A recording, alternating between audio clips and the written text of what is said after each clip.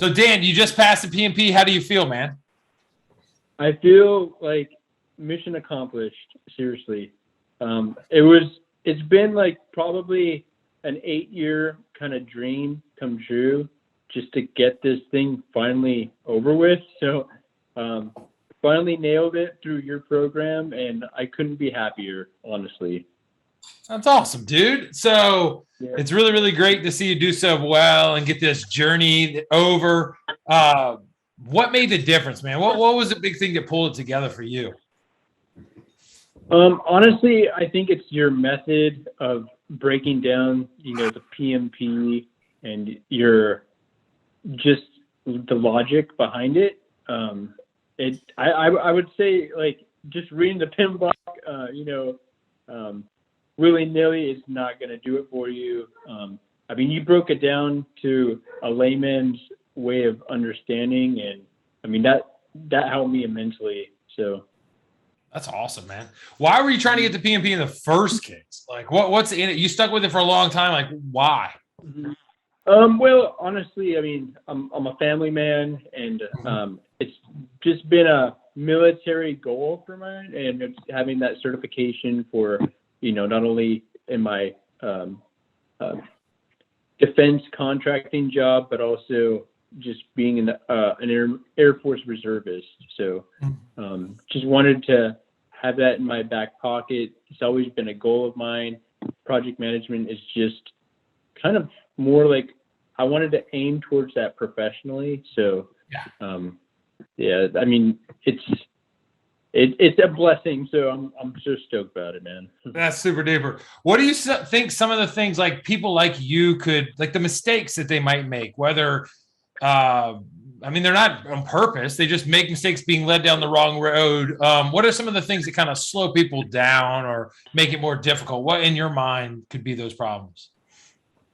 I think they don't have a method going in, as far as a strategy goes, and learning the different tactics when it comes to test taking. I mean, I'll be honest, I'm a horrible test taker, and I made above average, and I couldn't have done it without your program and having a coach too. I mean, Kelly, my coach, was phenomenal. She always told me to slow it down, because I just want to go through the question like most of us, did. But what really helped me too is after I learned the method of your method for answering questions, I had to personally slow it down for myself and actually just go over the material a little bit more deeper. Once I did that and nailed down the hard questions made easy, and doing the evaporating data dump, that just all kind of came together for me. I mean, that evaporating data dump is amazing because I haven't really been taught to study that way. We're always taught to be studying to memorize. Yeah. And then we don't learn anything. So learning how to learn the concept and why things work the way they do. I mean, that is phenomenal to me, and I'm like, duh, that's how we should be learning. So that's cool, dude. And I think the thing that comes out, like, I'm not a trainer. It's not about me at all. Like, I'm not a professional trainer, I guess, not taught professionally, professional now, I guess. But it just seems like two guys trying to learn something. It's like, hey, man, let's just try to understand this. Let's try to break it down in the simplest way possible. And let's talk it out. And if we can talk it out and it makes sense, like coming out of my mouth and in my brain, and you can go like, but, and it makes sense to you, that seems to be the best way for adults to learn, to kind of like break it down in a way that makes sense. I don't know. Yeah. Great. I mean, I'll be honest, I kind of went unorthodox because I felt that I needed to kind of learn the material a little bit more on my own.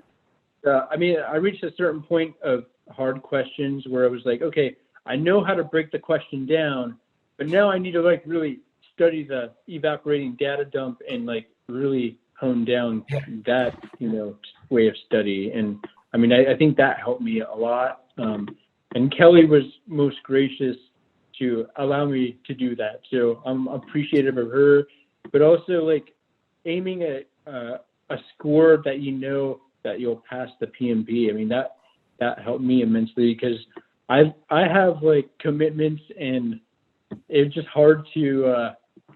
I kept pushing the test date back because of the commitment. So, just because I knew like I wasn't ready, and just had to just make it work the way it did. Yeah. So, For your schedule and stuff, because you said you got family, you got commitments, you got job, outside stuff, the reserves, etc. Like, yeah, you got a busy life. So I'm glad that the way we structure it, being like super flexible, like, hey, we're going to stick with you till you're done, until you're ready, and then we're going to take the test together in a sense and pass. Right. So that's awesome, dude. So what's next for you, man? Like, you pass, like, what's up?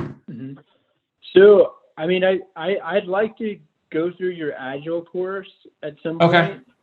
Yeah. Because I know Agile is amazing. I mean, I learned way more than I would ever learn it on the outside. So in your course, so there's an introduction there, and I can see how Agile can be beneficial, especially like in a government sector where everything happens emergently. Yes. And urgently. I mean, I wish the government would adopt that framework, but I mean, at least I have that toolkit in my back pocket to introduce that concept. Because we're constantly fighting for money, and it's just not a way to even like get projects done, because you're always waiting for money. So that's true. That's true. It's horrible, but that's my opinion. It's gonna be okay. All right. So if someone's out there and they're struggling now, and like they've been studying for a while, they need to maybe they got to get it by the end of the year or whatever. What would be your recommendation? Maybe start with like the perspective, like how they can change their perspective, and then maybe how they study and stuff, like one by one. Like what's the right perspective that someone should have as they kind of like change themselves so that they could actually be successful? What do you think? Okay, so just my mistake. So last year we were trying to cram down on getting the 2019 deadline for the last PMP exam. So, I mean, I was in your accelerator, the 7-day, but it didn't really work for me because I needed to build that test resiliency. I'm a slow test taker. So, I mean, if you're going to try to cram it down, like start now, because building up that resilience in the test you're going to need, honestly. I mean, that's just my perspective. I'm a slow test taker. I had 10 seconds to go before the last question, and I mean, but no stress, right? Yeah, that's no big deal. I mean, you finished right on time, so it's okay. Yeah. That's good. And then you hit pretty hard to say, hey, yeah, we learn how to cut up the questions and go through them in a logical way, but you also spend a lot of time to understand the foundational knowledge. So it seems like in your mind there were two sides of it that you made sure you had to be strong in both areas. Is that right? Exactly. And I mean, for me, I'm a slow test taker, and just building up that resiliency is important going into that test, because it's like a Rocky Balboa fight, getting strong and you know what I mean? I mean, if you're a slow test taker, build that resiliency, because you're going to need it, I mean, well, so what are some of the ways, like, talk to me about, because they say, okay, cool, I'm on board. Like, there's a lot of slow, or they always come to me and say, I'm a bad test taker. So when you think, are you just read slow? I bad reader. Like, I read slow. Like, what's your flavor of bad test or whatever? Definitely. I'm trying to like spend too much time on figuring what the raw material is in the question, or what they're asking. So, and then you got to go through the answers. I mean, that's another battle, right? Which one? So, I mean, that's pretty much it. It's just trying to understand, what is the fool's gold, and don't be fooled by the question. I mean, the answer. Just continue, prioritize, and move on. I mean, that makes sense. Hack away. Punch it out. That makes sense. Yeah, that's totally right. It sounds like some people don't spend, you said slow down. Kelly told you slow down, which is good. to speed up, but sometimes people can get dragged down in the details to like not be willing to make a decision. You were more on the going through and having to force yourself to slow down, it sounds like, or what?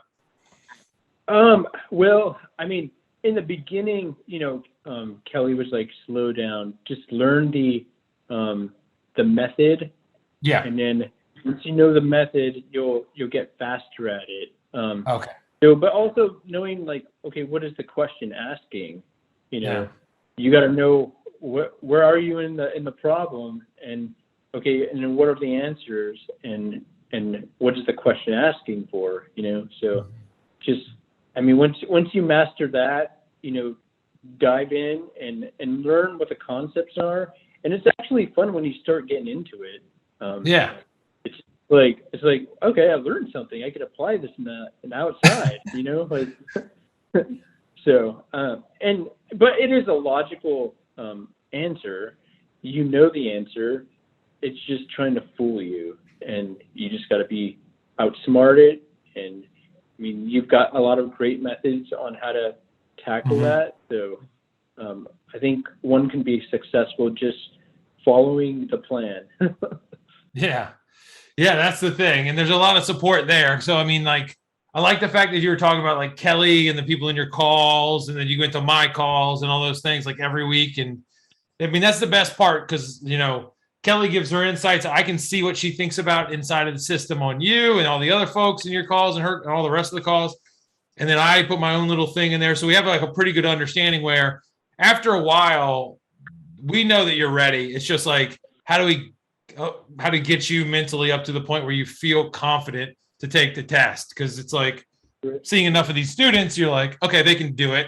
They just got to pull it together, that last little thing. So you did a great job keeping your mind about you and realizing where you were strong and you're weak and then sticking to it. So that's all you can ever ask for from my side of the table. So that's awesome. I mean, how I distinguished that was like, okay, once I make that mark, I know I'm going to be ready, like 80%. I mean, Kelly was telling me I was already ready when, I was maybe scoring 60, but I still needed to build that confidence in myself to be assured to like, I'm going to go in this. Cause I've failed twice. So I'm like, I know what's going down here, Yeah.